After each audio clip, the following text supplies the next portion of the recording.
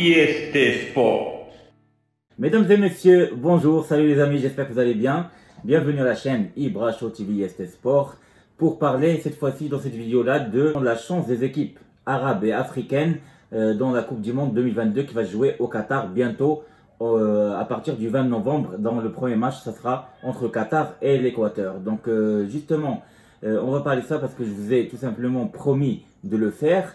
Donc comme convenu, on va faire ça, on va donner en pourcentage tout simplement les chances des équipes asiatiques et aussi africaines. Et il y a bien sûr 4 équipes arabes parmi ces équipes asiatiques et africaines pour savoir qu'est-ce qu'ils peuvent faire dans cette Coupe du Monde 2022 et juste pronostiquer un peu, on va dire. Donc ce qu'il faut savoir, c'est que il y a dans la Coupe du Monde, il y a 8 groupes de A à H. Dans le groupe A, il y a le Qatar avec l'Équateur, le Sénégal et les Pays-Bas. Dans le groupe B, il y a l'Angleterre, l'Iran, les États-Unis et les Pays de Galles. Le groupe C, il y a l'Argentine avec l'Arabie Saoudite, le Mexique et la Pologne. Dans le groupe D, il y a la France, l'Australie, le Danemark et la Tunisie. Dans le groupe E, il y a l'Espagne, le Costa Rica avec l'Allemagne et le Japon. Le groupe F, il y a la Belgique, le Canada, le Maroc et la Croatie. Le groupe G, il y a le Brésil, la Serbie, la Suisse et le Cameroun. Et enfin, dans le groupe H, il y a le Portugal, le Ghana, l'Uruguay et la Corée du Sud. Donc commençons par le groupe A où il y a le Qatar et le Sénégal. C'est ça qui nous intéresse, ces deux pays-là, donc asiatiques et africains aussi. Donc le Qatar c'est un pays asiatique et arabe du Moyen-Orient, et avec le Sénégal, le pays africain. Donc on va parler du Qatar qui se trouve dans ce groupe-là avec l'Équateur et les Pays-Bas. Donc pour être honnête, dans ce groupe-là, moi je vois les chances du Qatar pas très bonnes, parce que contre le Sénégal, moi je les vois pas gagner forcément, je les vois soit perdre, soit faire un match nul. Donc pour le Sénégal pareil, je pense qu'ils vont pouvoir battre le Qatar. On a vu les matchs du Qatar en matchs amicaux, souvent ils perdent leurs matchs amicaux, contrairement au Sénégal qui ont réussi dernièrement par exemple à battre la Bolivie 2-0. Et donc le Sénégal, ils sont 18e au classement FIFA, donc ils sont bien. Je pense qu'ils peuvent battre l'Équateur et ils peuvent battre même le Qatar. Donc pour moi, le Sénégal ici dans ce groupe-là, elle peut se qualifier. Et ces chances-là, c'est 50% carrément, parce que contre les Pays-Bas, ils peuvent avoir du mal. Mais contre l'Équateur et le Qatar, ils peuvent gagner tout simplement. Donc ils ont une chance sur 2 pour se qualifier. C'est tout simplement de battre le Qatar et l'Équateur. Et après, même perdre contre les Pays-Bas, c'est pas grave.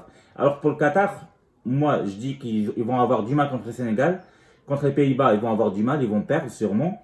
Et ils vont pouvoir peut-être juste battre l'Équateur ou faire un match nul. Donc s'ils font 3 points contre l'Équateur et un match nul contre le Sénégal, c'est possible de passer avec 4 points, mais ça va être difficile. Donc pour moi, ils vont avoir 25% ou 30% maximum de chances pour se qualifier en 8e de finale de la Coupe du Monde pour le Qatar. Et pour le Sénégal, pour moi, c'est du 50% pour se qualifier en 8e de finale. Donc voilà, donc on a parlé du Qatar et du Sénégal pour le groupe A. Concernant le groupe B, l'équipe asiatique qu'on a, c'est l'Iran. L'Iran qui se retrouve dans le groupe de l'Angleterre, les États-Unis et les Pays de Galles.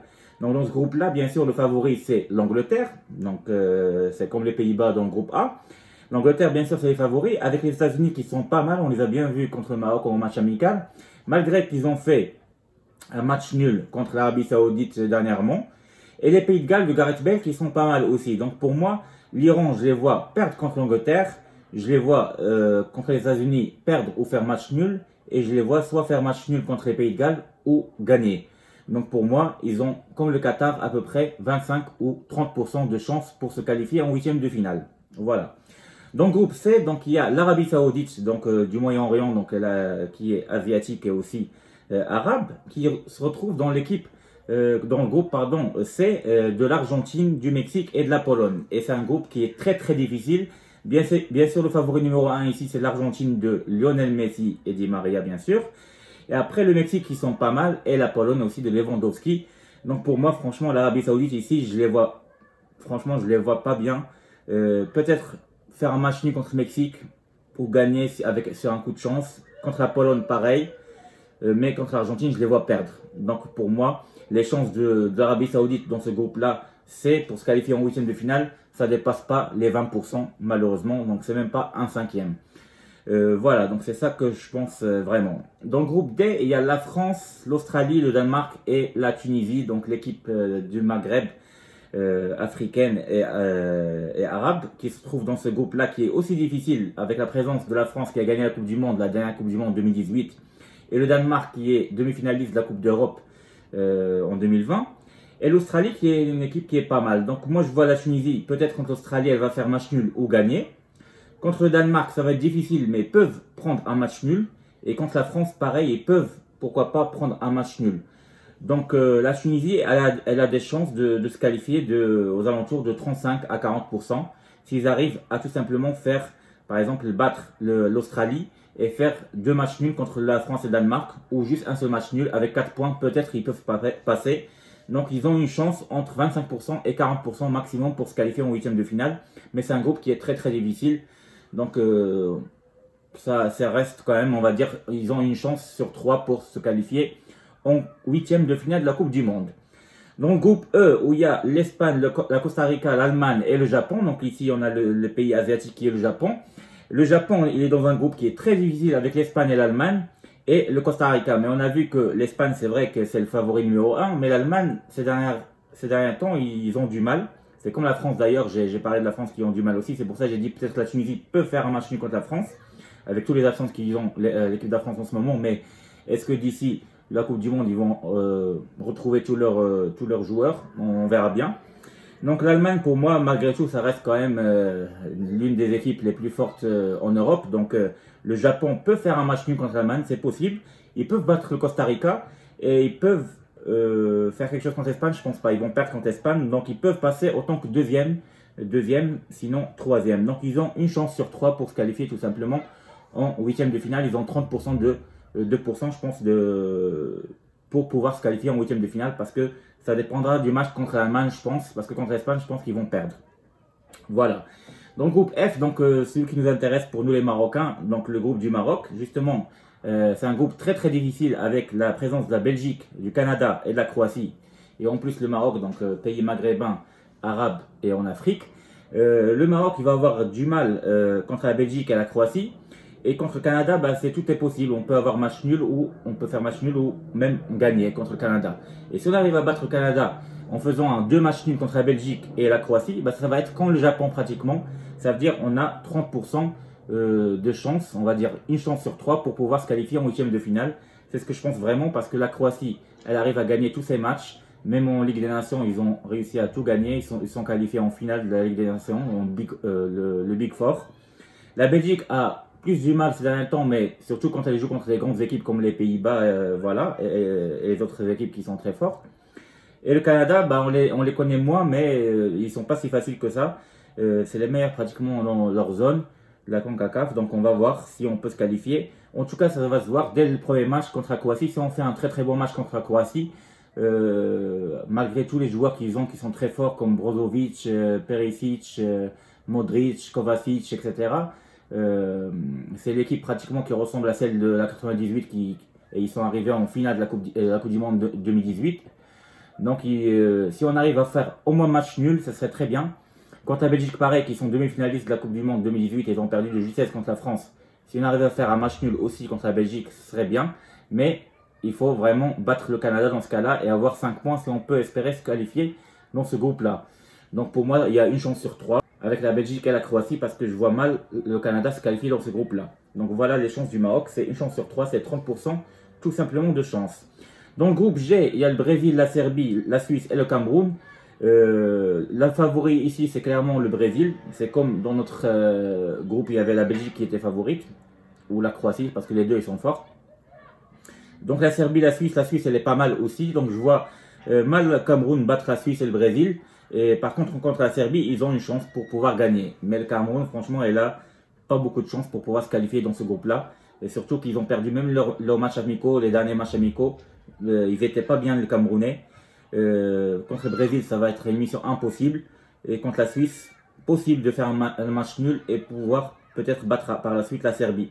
Donc dans ce cas-là, ils ont vraiment une chance de 25%, c'est-à-dire une chance sur 4, voire une chance sur 5 pour pouvoir se qualifier. Pour les Camerounais, 20% ou 25%. Je vois pas plus parce qu'ils ont un groupe difficile. Et surtout avec leur état actuel, ils sont pas bien. Ils ont perdu les 2 derniers matchs, donc voilà. Et dernièrement, le Ghana, donc l'équipe africaine dans le groupe H, avec le Portugal, l'Uruguay et la Corée du Sud. Pareil, ils ont un groupe qui est plus ou moins difficile, avec le favori qui numéro 1, c'est le Portugal. Après, l'Uruguay aussi, et la Corée du Sud. Donc le Ghana peut battre la Corée du Sud.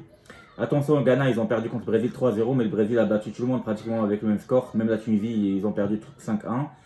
Mais le Ghana peut faire quelque chose contre l'Uruguay et la Corée du Sud. S'ils arrivent à faire match nul contre l'Uruguay et battre la Corée du Sud, donc ils peuvent avoir une chance sur 3 pour pouvoir se qualifier en huitième de finale. Donc le Ghana, on va dire, ils ont 30% de chance pour pouvoir se qualifier en huitième de finale. Donc pour récapituler tout ça, donc le Qatar, pour moi, ils ont 20 à 25% pour se qualifier en huitième de finale, donc à peu près une chance sur 4. L'Iran, ils ont pareil, une chance sur 3, voire une chance sur 4 pour pouvoir se qualifier au huitième de finale dans le groupe B. L'Arabie Saoudite, elle va avoir du mal, vraiment, une chance sur 4 pour pouvoir se qualifier. Ça veut dire 20% seulement ou 25% pour pouvoir se qualifier en huitième de finale. La Tunisie, elle a plus de chances, on va dire, une chance sur 3 pour pouvoir se qualifier en huitième de finale s'ils arrivent à battre l'Australie et faire un très bon match contre le Danemark, par exemple, et la France. Dans le groupe E, le Japon, ils sont aussi comme la Tunisie, ils ont une chance sur 3 pour pouvoir se qualifier en huitième de finale, donc 30% de chance ou voire plus. Le Maroc, exactement comme la Tunisie et le Japon, ils ont une chance sur 3 pour pouvoir se qualifier en Coupe du Monde, donc moi je dirais 33% ou 35%, entre 30 et 35%, avec tous les joueurs et les talents qu'on a devant, on peut faire la différence, on peut battre même toutes les équipes, que ce soit la Belgique ou la Croatie, mais espérons de pouvoir gagner juste 2 matchs, ou de faire 2 matchs nuls et une victoire pour pouvoir se qualifier en huitième de finale. Le Cameroun, je les vois mal franchement dans le groupe G avec le Brésil et la Suisse. Donc je leur donne tout simplement une chance sur 4, c'est-à-dire 20% pour pouvoir se qualifier en huitième de finale.